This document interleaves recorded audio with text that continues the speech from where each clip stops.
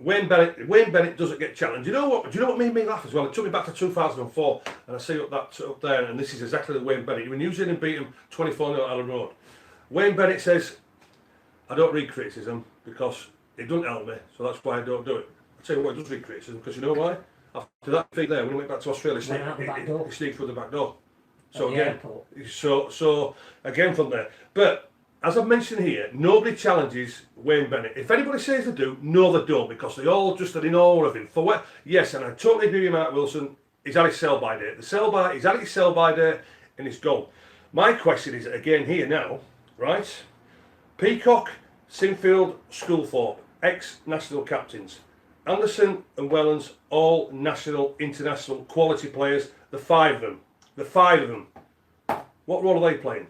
What role are they playing at the RFL? Because the RFL have brought these players in here. When I look at the experienced people from my era who don't give an ask anything from a point of view, bring our experience back or bring our open honesty, because they don't like open honesty. What are they bringing to the party? Are they challenging Wayne Bennett on what's going on in Great Britain? Wellens didn't go, did he? He had this winter off. Right. So he hasn't been involved. But he's still he was part of the selection committee. Well, he'll be back as he was part of the selection committee. But he wasn't part. But the question is, why are these not challenging the RFL with Wayne Bennett instead of coming out with this baloney here, this spin about off the field it's been great. I'm sorry, Kevin. I'm sorry, but there was plenty of people who spent thousands and thousands of pounds actually going to Great Britain tour. What's not been there since 2007. Not been there since 2000. It's all about what's on the field at the end of the day. If there is greater organisation underneath the first team, it's that there now is a better pathway under Anderson coaching the Knights.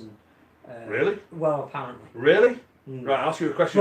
But there's another issue here. Really? I'll ask them a question. It is with professional players, right? But it's not with community players. Right. Because one of the things that I was keen to try and get some opinion on after Great Britain's abject performance was, it's very easy to say the guy at the top changes, everything else changes.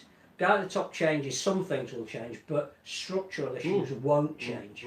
So things like the season is too long doesn't change if you stop Wayne Bennett. We know that, yeah.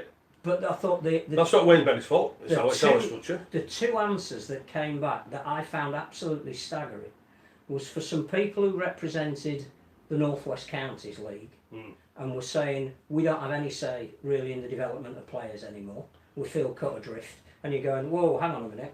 We don't have enough people playing for people who are involved at that level, at grassroots level, to feel that they're not having an input. The other one was some really interesting comments from guys now who are going into coaching, who've just finished playing. So people like, for example, Chev Walker, Matt Diskin, who are all saying there's an element of the game missing at the moment. That when we were growing up, what we needed were inter-town games to start with. We wanted to play for Wigan, City and Leeds. District and Leeds, a district. Then you had Yorkshire schoolboys. Yorkshire was selected from that. Yeah. From that we played for it. He said there's none of that anymore. But the problem is that narrowed it down so that you ended up getting the elite who then went on the pathway that ended up playing for England and Great Britain. Right. Now you're having a trial where you daren't upset anybody, and it might be a Sport England initiative because we can't deselect people. You've got 80 people turning up.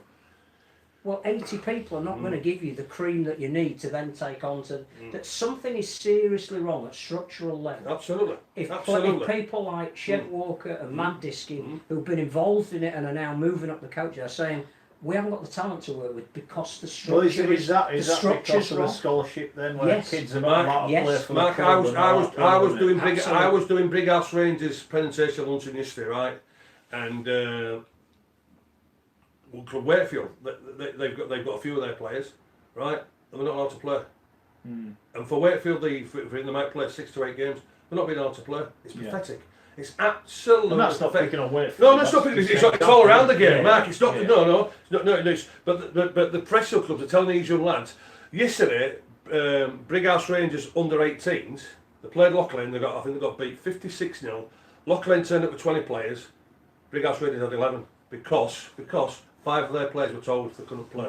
That is no good. But we're talking about pathway, Phil, and I've mentioned many times on this show, with too many journeymen playing in our game. Too many journeymen. How many do you know of the kids who played against Australian schoolboys last year? How many played in Super League last year? How many?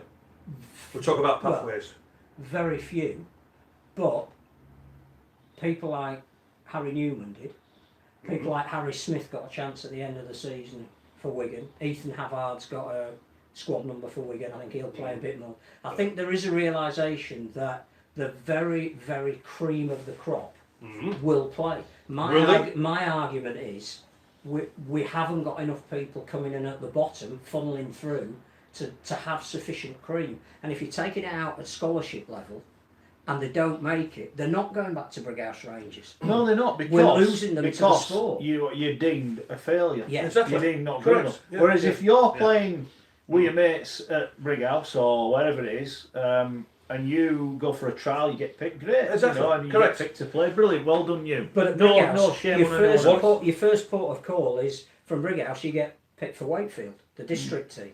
For the Wakefield district team, you're still playing for Brighouse. You get picked for the Yorkshire team. You're still playing for Brighouse.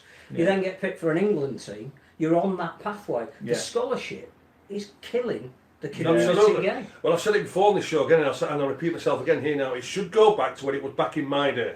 You are not allowed to sign professional until you're 17 years of age. So then Which they do in Australia, don't they? Exactly. You're not allowed to sign him. You're not allowed to, and that should be exactly the same. And what it is over here, it should go back to that, rather than, because I can reassure you as well. My lad finished at 25. My lad finished at 25 because he liked to play, liked to express himself and this sort of thing. Wasn't allowed to go, so he got cheesed off. So he went into coaching from there. But I know now there's so many young kids. Some of the fathers would say to me, Scully, you want to see my son? So I said, what's wrong with him? He's totally devastated. So what's wrong? Because he was a quality rugby league player, but it's all been coached out of him. Yeah. It's all been coached out of him. And this is kids who are 17 and 18, fellas. But some of these coaches who are involved at these, they haven't got a clue. Well, I'll use the example in cricket, because I play a lot of cricket, or I used to play a lot of cricket, and my son played with a team where he was brought up, very brilliant, one of the best junior setups in the you're honestly brilliant, the amount of kids it's produced. Yeah. But basically what happened one year, we had like double the numbers, and he had one team, and you think, well, a lot of these kids haven't played cricket before, so I'll tell you what, we'll get another team, we'll put them in the league, we'll probably lose every week. We had to go play in the Halifax League. You travel to the other side of Halifax every week. They got hammered every week because they're probably 11 years old playing under 13s. You know, they got beat every week. Yeah. Year after, improved. Year after, won everything. And they've gone through that age group together, and all them kids that are in that team that got hammered every week, they all play now in the open age. They all stuck with the game together, because they enjoy playing with the best. It's the friendship. Part of team. Absolutely. That's it. And now you're taking away from these kids. Oh, I play for Cass, great, well done you.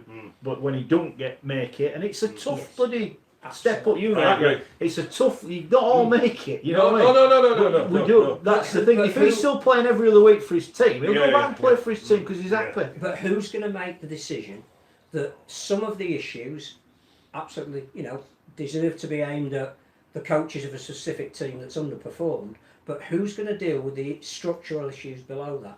Because unless everybody can be put around the table and said, where do we want this sport to be in 5 years? And what are we trying to achieve here? Because the scholarship system isn't working. We're bringing back academy and reserve grade. Have we got enough players of quality that will people those competitions? Are we bringing it back for the right reasons? Why did we get rid of it in the first place? What are we doing about the length of the season?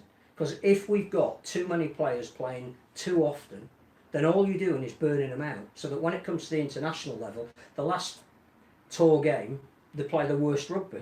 Now, I'm not saying it's solely because they're knackered, but when they started going behind to PNG, they had nothing. There was no energy there. And it's like you're thinking, I've played 40 odd games this season. We started playing in January. I've got to go back home. I've got a week and a half off in the freezing cold. I'm back into pre-season training because we're playing again in January. If the issue is too many Super League and Championship teams assigning foreign players in key positions, does everybody need to get around the table and say, we have to come to some kind of agreement here that we need to talk about the players that we recruit in the positions that we recruit them, because it's actually harming our game. Well, I don't. Given what's just happened in the last few weeks, Phil, and one team, fair play to Toronto, the publicity generated is unbelievable. But Well, he's they're not- playing but he's- one bloke more than every other player, every other club is earning. their raison d'etre is completely different. They're almost. Yeah, but what they're doing is they're laying a challenge out of Warrington. Yes, absolutely. They're laying a challenge out of St Helens. They're laying a challenge out to say, well, we're just going to keep on buying them. Yeah. Which is great. I've got no issue with that. It's the best thing that could have happened because people, as we know, we get asked on Talk Sport. Absolutely. What do we get asked on? About Sonny Bill Williams or about the international game because that's what gets headlines and that's what needs to know. Well, I'll give you another example where we are going completely in the wrong direction. Clubs are now arranging their pre-season games. They shouldn't be allowed to play teams that they're going to play at the beginning of Super League. Yeah, I agree with that. You know, we are killing whatever goose we had, and it certainly isn't laying a golden egg at the moment. If Wakefield are playing Hull KR 8 days before they're playing them in the Super League, it's nonsense. Yeah, I think in fairness, and having spoke to Michael, I think that was arranged as a testimonial before the fixture. But as a sport, why do they not say, well, we're playing them, so can we play them in April or when it rather than then? We've got